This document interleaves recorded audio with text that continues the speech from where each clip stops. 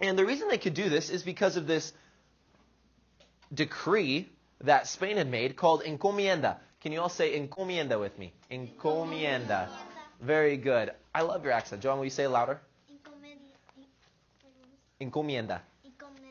Encomienda. Very good. Yeah, that's great. Okay, encomienda. And what this was a decree by Spain's rulers that their settlers could come in and rule the Native Americans. They could come in and tell them what to do. Now, do we know that that is right or correct? Could you do that today? No. Could the United States say, all right, go into Italy and you're in charge? They probably No, that doesn't work. Okay? So this encomienda gave the Spanish people, the Spanish colonists, kind of an entitlement attitude, like, oh, well, we're the rulers here. We can do what we want. All right? So if we look, when they're rulers and when people are above others, this is called a class structure. Okay? A class structure. And if you guys will look at page 67, that is actually one of our vocabulary words. Just hold on to it, buddy. Can someone read that vocabulary word, class structure? What's the definition for that? I want someone to do it who I haven't called on yet. Caleb, would you be willing to do that, buddy? Class structure is a system for ranking people often according to power and wealth. Very good. Okay, so in case you didn't hear that, a class structure is a system of ranking people according to power or wealth. And here on the bottom, who do you guys think was probably on the bottom of our class structure? Here in this time. Yes, Victoria.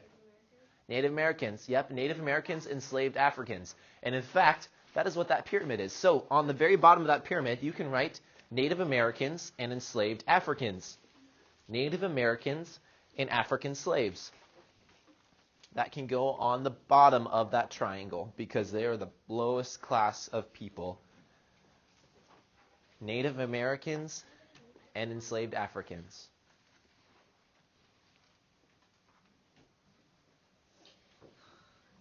Okay, and then above them are the mestizos. Okay, and the mestizos are actually the largest class of people. Okay, they were the most of these people, and the mestizos were mixed. So they were mixed. They had some Spanish background.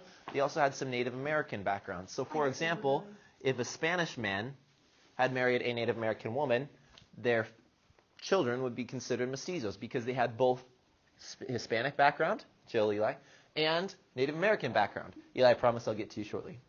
Then right above that are the Creoles. Okay, can you all say Creoles with me? Creole. Good. These Creoles were born in New Spain, so over here in like modern day Mexico and the United States. These Creoles, can you point to it in your book? Show me where Creoles is. Okay, it's in there. It's kind of hiding. It's italicized. Creoles, I want you guys to stay engaged with the text. Creoles, C-R-E-O-L-E-S. That is actually going to go right above your mestizos. Good, I see a lot of you have already. The Creoles, they were Spanish people, but they were born in New Spain. New Spain is on that map. Okay, that's like Mexico. Yep, the orange.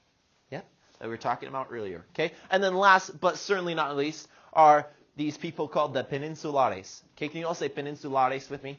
Peninsulares. Good, Peninsulares. Okay, and the Peninsulares were these people that were born in Spain, and then they moved over to be new colonists. And they had jobs like church. They were church leaders. They were government leaders. And that's what this breakdown is up here. Okay, so it talks about Peninsulares, Creoles, mestizos, and American Indians, along with enslaved people from Africa, and kind of tells a little bit about what they did. Yes, Brooklyn. It sounds like peninsula. It does sound like peninsula. That's a very good connection. Now, Eli, he already caught on. Why are we sitting like this, Eli? What's your thought? Because the people that are sitting on the ground are the lowest, like they're the Native American slaves, and then Yep. that are the French. The mestizos. That's the next one. No, because the highest, but mestizos was the highest. The most people. Yeah. Yep. So what group of here has the most? Yeah, they have the most. And Right. The next one is Oh, I'm sorry. You're right. These are the mestizos. What are the Creoles? them, Yep. and then we are the top one, The the Penin. Peninsulares. Yes, Peninsulares. Very good. Yeah. Okay. Eli is exactly right. I set up class this way like the class structures were. So in these soft, cushy chairs up here are peninsulares, and they're the fewest amount of them. Then we have a little bit more creoles here. A little bit more creoles. And then the majority of you guys are my mestizos, okay? So you're just living life. You're kind of doing your thing. You're the mestizos back here. And then on the floor, in the very back, are the Native Americans and African slaves, are kind of how this was divided up. Okay? Great connection, Eli. I love that you pointed that out. And Kavan. Okay?